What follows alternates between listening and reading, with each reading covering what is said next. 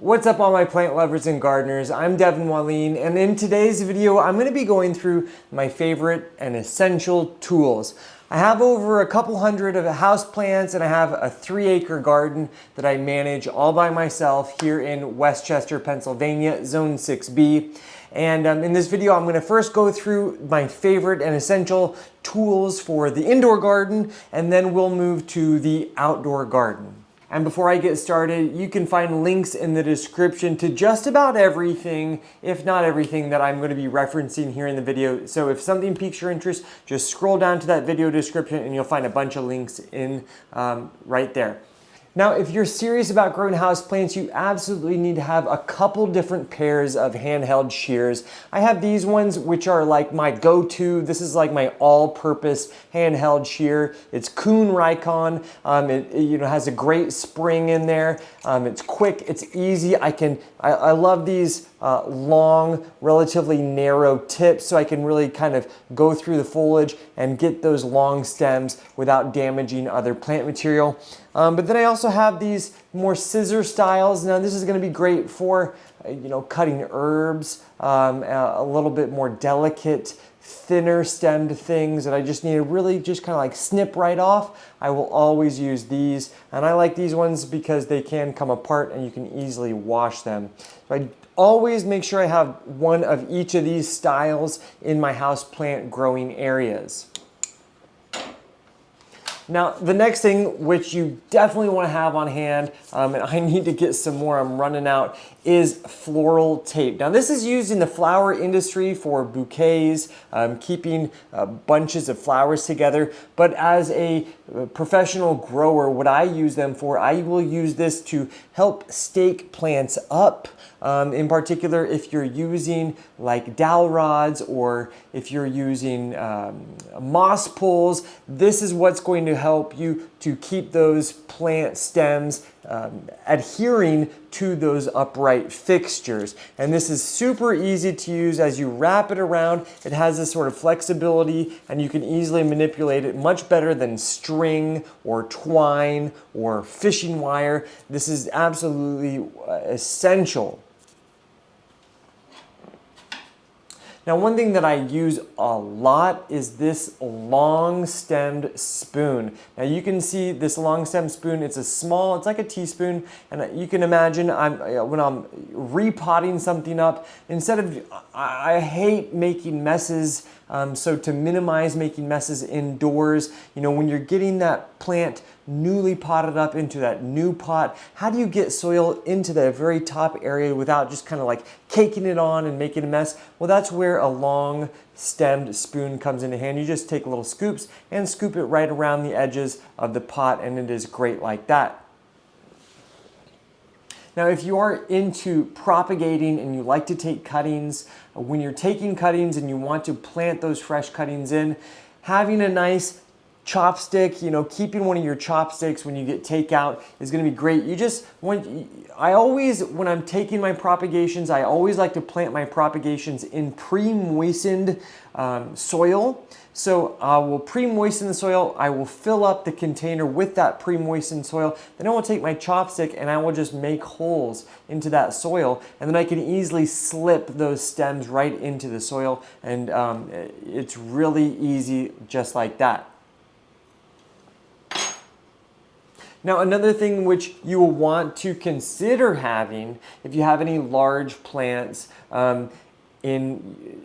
when you perhaps overwater something by accident and there's water sitting in that drip tray underneath and you don't know what to do because it's a big heavy plant and you don't like to move it, using this guy to suck that water up and then you can remove it really eases the process. This is just a little, cheap turkey baster, and I use this quite frequently with some of my larger plants here inside my home.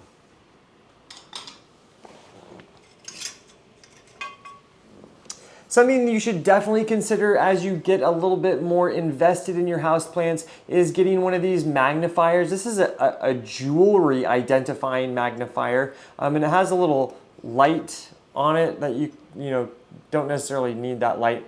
But if you think your plant might have pests, having one of these on hand is going to really allow you to determine whether or not you do have pests and help you to actually identify which pests it might be, whether it's aphids, spider mites, things like that. So I always have one of these inside my home in case I think I have some pests roaming around. I also like to keep track of the temperature and humidity going on in each of my houseplant growing areas, just so I have a nice reference point. So this is really simple. It lists the degrees as well as the relative humidity at the moment. So right now it's 81 degrees in here. It's quite warm and 67% humidity. I like to keep this referencing, throughout the year. So this can be a great thing to just kind of tuck around your houseplants. It's really small and you really don't notice it. Of course, having a wide variety of grow lights is going to be really important. If you don't have, just this big, beautiful southern exposed window action going on inside your home, you're really going to want to have some grow lights. I have a bunch of different videos showcasing how I use grow lights, and I'll put some links in the description below. Not only to various options of grow lights, but also to those videos if you want to learn a little bit more about how I use grow lights and my and any sort of advice I have about using them with our houseplants. And if you are using grow lights, you definitely want to get a few timers so that your grow lights are on that set schedule. A 12-hour timer is going to be perfect for all of your indoor plants. I keep them on 12-hour timers all year round. That kind of replicates the equator where they have 12 hours of daylight all year round, and that's where plants are continually growing at a sort of an even-keeled pace throughout the year. And unless you have just a few houseplants, you're definitely going to want like a large, at least half a gallon, 1 gallon size watering pail. This is pretty self-explanatory, but something with a long nose is going to be good to really get inside, getting to the soil of your plants. You don't want something with a short nose, and you don't want something that's so small that you have to refill all the time. And I think that's pretty much it when it comes to our indoor plants. Now let's go into my garage and look at the tools I have for the outdoor garden. All right, so there's definitely going to be a few more tools for the outdoor garden, and this is stuff that I have just learned over gardening on my property of 3 acres for the last 5 years, and I've really tried to make the investments that I thought were most essential.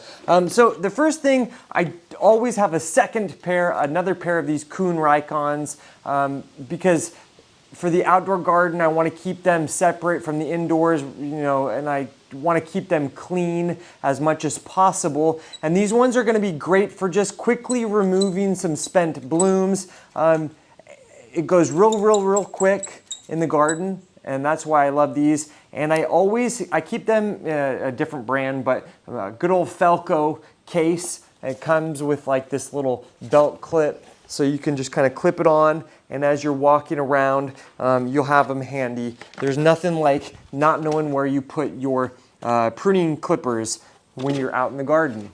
Now, another pair of pruners is Felco number 2s. These are the ones that I'm going to use for woody branches that are, less than a half an inch, definitely less than an inch in diameter. These I keep really sharp, and if I need to cut things back, whether it's pruning back a hydrangea shrub or something like that, this is when I'm going to use these Felco number 2s. These are one of the most used things that I have in this garage. And I also have another little leather carrying case for this guy, so I can keep it with me. Now, when I'm planting all of my plants, whether it's a little 3.5 inch pot or a little plug, something that's up to about a half a gallon size container, a 6-inch pot, I will use this Hori Hori. It's much faster than like a little hand trowel. I just dig a little hole with this guy, and it's super fast and super easy. Now, I always buy like when I'm going to Home Depot or box stores, I will buy like a pack of like 10 gloves like this. Yeah, maybe it's not the most sustainable things, but I'm using these, my hands are getting sweaty, or I'm out in, you know, and it's wet out. They start to smell after a little while, so then I'll just throw them away. So they're like a semi reusable for a month or so, and then I switch to the next one. So right now I'm using these Gorilla Grip I don't know. There's lots of different easy gloves like that. But gloves are so important. You do not want to be gardening out without gloves on, because you can cut yourself so easily. You know, when I'm out quickly cutting things back and I'm holding things, I've cut myself, I had to go get stitches. So I've learned the hard way. Don't be a man, wear gloves. So, and then moving on to a little, well, let's go here first. So another pair of pruners, loppers, I should say, are these Fiskars. These are 1.5 inches, and these are great for thicker branches that, you know, maybe you have to cut things like you're doing like a rejuvenation kind of prune on Rose of Sharon, for instance, and you need to cut, you know, relatively thick stems back. That's what I'm going to use this on. These are great. You know, I keep everything really nice and oiled. I'm going to make a video about how to maintain our tools in a late, soon, so that you can have a companion video to this, how to keep our tools up to date. But these are essential. So with those Rikons, the Kuhn Rikons, these Felco number 2s, and this Fiskar 1.5s, these are all of the hand pruners, loppers that I use.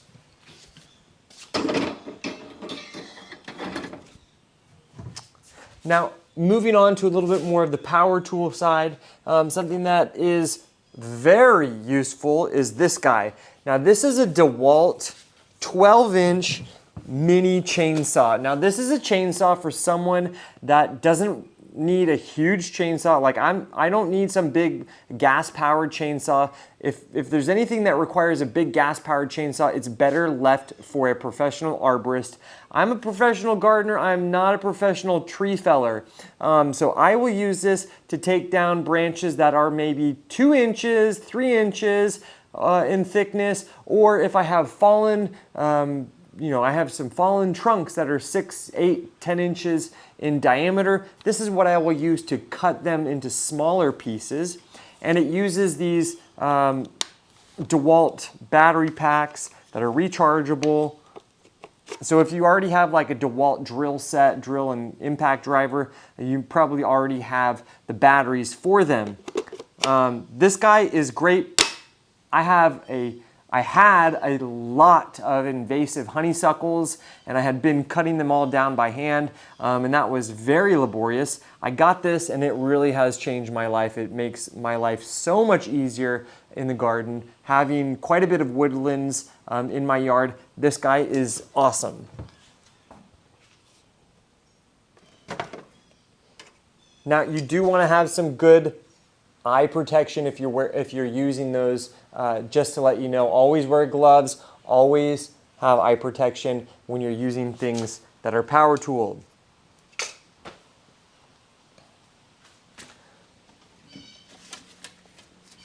Something I use on a very regular basis is my little electric. This is just a 20 volt leaf blower from AO Tree, and I use this very regularly. It's super lightweight. My wife loves to use it, so it's easy. You know, I'm not doing my own. I don't do my own lawn care. That's the one thing I do not have time to do.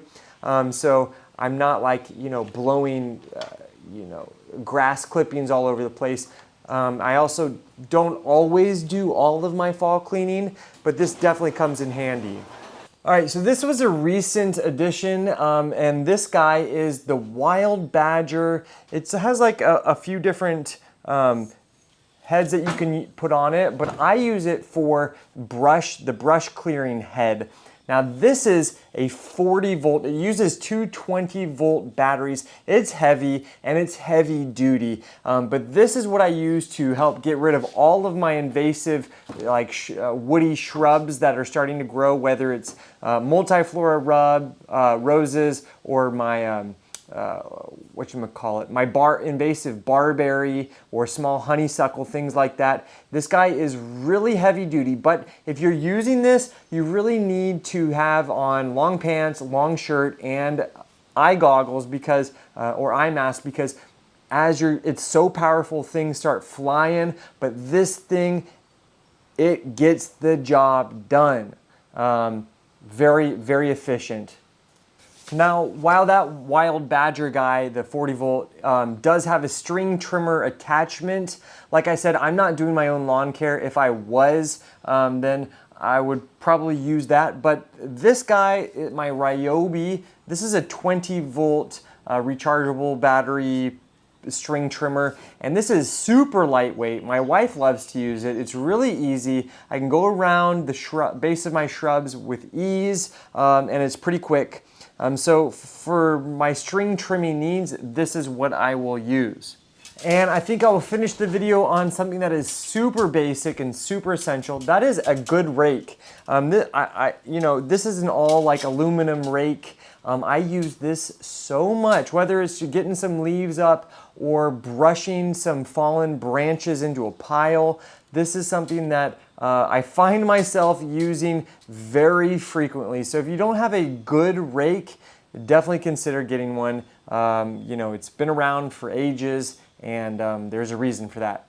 I don't think I need to mention things like shovels, having a variety of different kinds of shovels, like a square shovel, rounded shovels, different sizes. They all have their functionality. But otherwise, I think that pretty much covers it all. If you do have any other tools that you think are essential, that you use all the time, please make sure to leave them in the comment section below. I always do my best to answer each and every one of them. Don't forget, subscribe to our channel, and also go check that video description for links to things, and you might find something that piques your interest and might make your life a little bit easier out in the garden. We have so many challenges in the garden, whether it's pests, or lack of rain, what have you. So having the right tools is something that we can do to make our lives in the garden a little bit more enjoyable, so we can enjoy Mother Nature even more. Anyways, thanks for joining me here on Plant Vibrations. I'll catch you guys soon. Ciao.